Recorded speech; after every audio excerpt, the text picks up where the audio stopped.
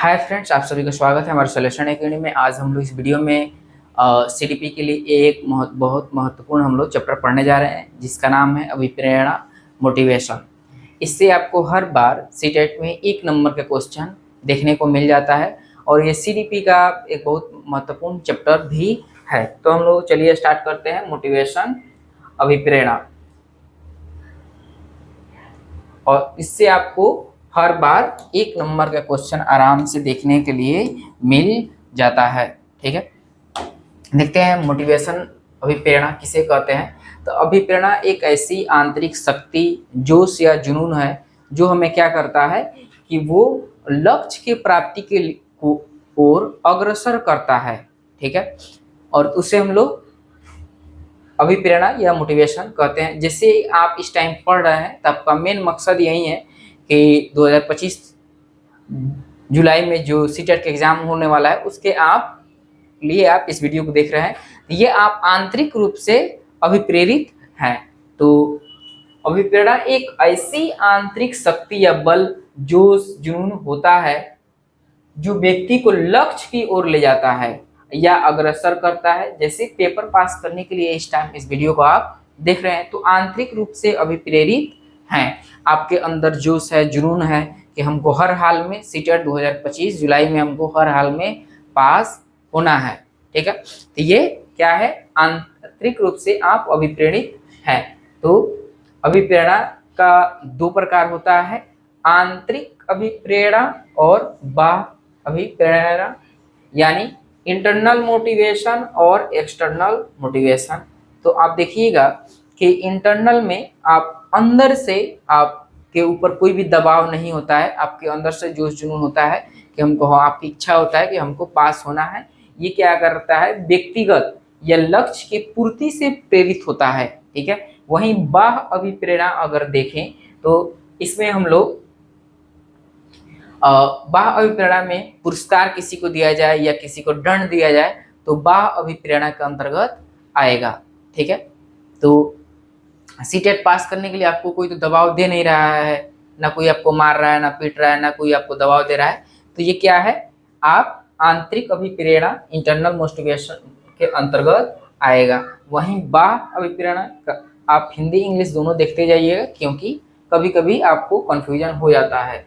Internal motivation, आंतरिक अभिप्रेरणा, जब कोई व्यक्ति किसी काम को करने के लिए आंतरिक रूप से अभिप्रेरित होता है, वो आंतरिक अभिप्रेरणा कहलाती है। जैसे कोई अगर अपनी मर्जी से टीचर बनने के लिए क्या कर रहे हैं, आप सीटेट का प्रिपरेशन कर रहे हैं कि जुलाई में जो एग्जाम होना है हर हाल में हम पास हो जाएं।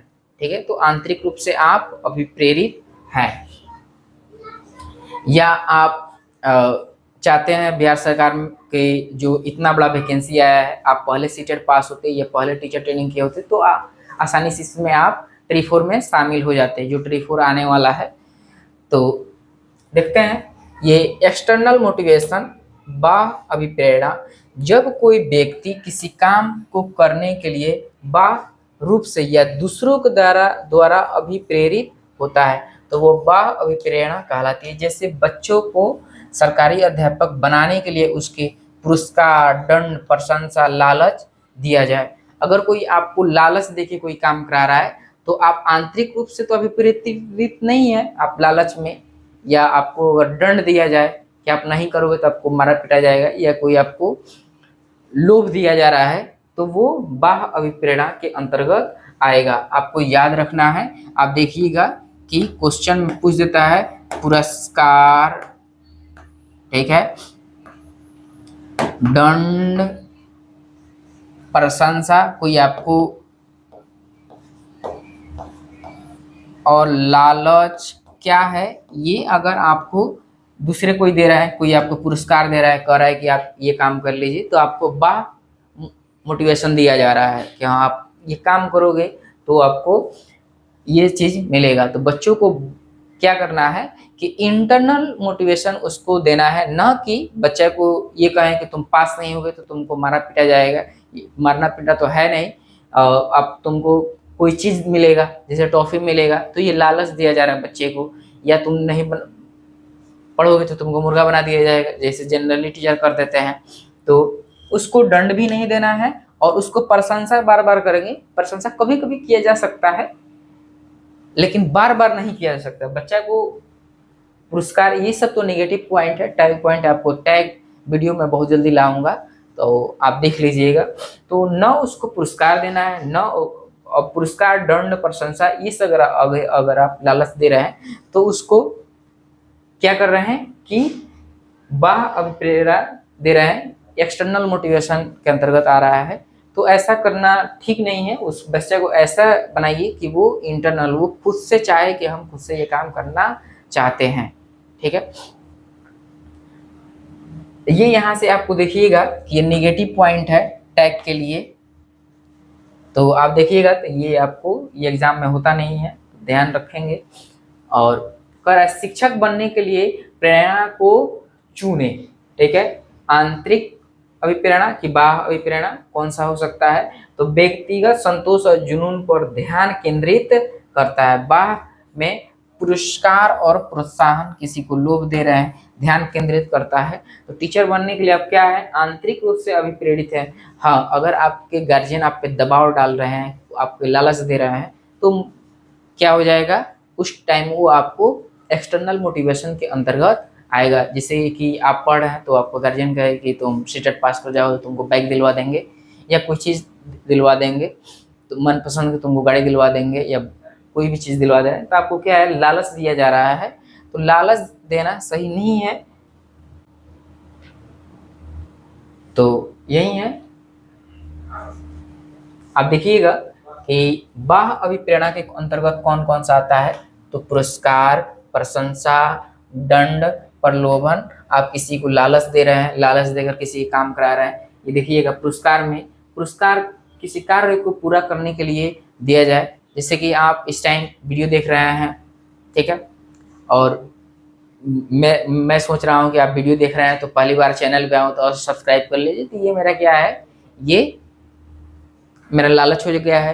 तो ऐसा मुझे नहीं है। आप अगर आपको वीडियो पसंद आया हो तो आप और सब्सक्राइब कर लेते हैं, क्योंकि ऐसे ही इतना कम समय में इतना सब्सक्राइबर गेन नहीं हुआ है। आप सबका प्यार था कि बहुत कम समय में इतना ज़्यादा सब्सक्राइबर मैं गेन कर लिया हूँ।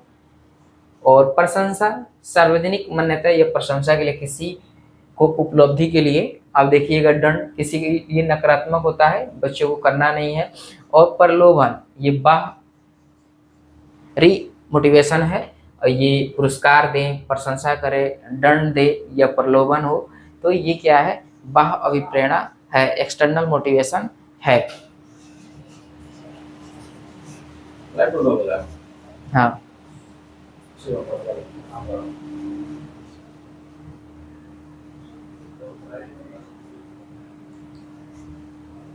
चलिए देखते हैं और सिद्धांत। उसके बाद देखिएगा, मैस्लो के अनुसार हमारी 5 तरह की आवश्यकताएं होती है। ये क्वेश्चन आपको 1 नंबर का आपको देखिएगा 2022 में, 2024 में, इसके क्वेश्चन आपको हर बार एक एक क्वेश्चन आपको देखने को मिल जाता है। ठीक है, तो दैहिक आवश्यकता, सुरक्षा की मांग, तीसरा आत्मीयता का आवश्यकता, चौथा सम्मान की आवश्यकता, 5 आत्म सिद्धि की आवश्यकता। अगर हम किसी क्या कर रहे हैं कि अगर हम किसी सोसाइटी में रह रहे हैं तो हमको क्या चाहिए? सुरक्षा भी चाहिए, ठीक है, और सम्मान भी चाहिए। ये सब आप देख रहे हैं इसके किसके अंतर्गत आएगा। तो और आपको आत्मसिद्धि भी चाहिए। तो ये आपको मैस्लो के अनुसार कुछ आवश्यकता दिया गया है, जिसकी संख्या 5 है। आप देखिएगा कि हर बार 2022-24 में ये क्वेश्चन एक एक नंबर यहाँ से उठा देता है। ठीक है, देखते हैं मैस्लो की आवश्यकता। तो बताया हूँ, दैहिक आवश्यकता में खाना पीना आ जाएगा, वहीं सुरक्षा में शारीरिक सुरक्षा और आर्थिक सुरक्षा आएगा। आत्मीयता के आवश्यकता में प्यार और मित्रता भी चाहिए। आत्म सिद्धि में सृजनात्मकता और व्यक्तिगत विकास, ठीक है, और सम्मान की आवश्यकता में सम्मान और पहचान। ठीक है, क्या है? दैहिक आवश्यकता में खाना पीना, रहना सहना, ठीक है, और सुरक्षा भी चाहिए आपको। शारीरिक सुरक्षा हो गया, आप, ठीक है, आप कोई शरीर को कोई नुकसान न पहुंचे। आर्थिक सुरक्षा होगा कि आप जैसे काम कर रहे हैं तो आपको वहाँ पे भी कोई नुकसान ना हो। और आत्मीयता का सिद्धांत, आपको प्यार भी चाहिए, मित्रता भी चाहिए, आप जहाँ पे रह रहे हैं हंसी खुशी से आप रह सकें। और सम्मान की आवश्यकता है, आपको सम्मान भी चाहिए और पहचान भी चाहिए, ठीक है। तो सम्मान की आवश्यकता और आत्म सिद्धि की आवश्यकता, सृजनात्मक और व्यक्तिगत विकास, ठीक है। देखते हैं एक और इसका चक्र देखते हैं। तो मोटिवेशन साइकिल, अभिप्रेरणा चक्र, इसमें आवश्यकता, अंतर्नुद, प्रबल प्रेरणा, ड्राइव, उद्वेलन या उत्तेजना, ठीक है। लक्ष्य निर्देशित व्यवहार, पांचवा उपलब्धि, छठा उत्तेजना की कमी, ठीक है।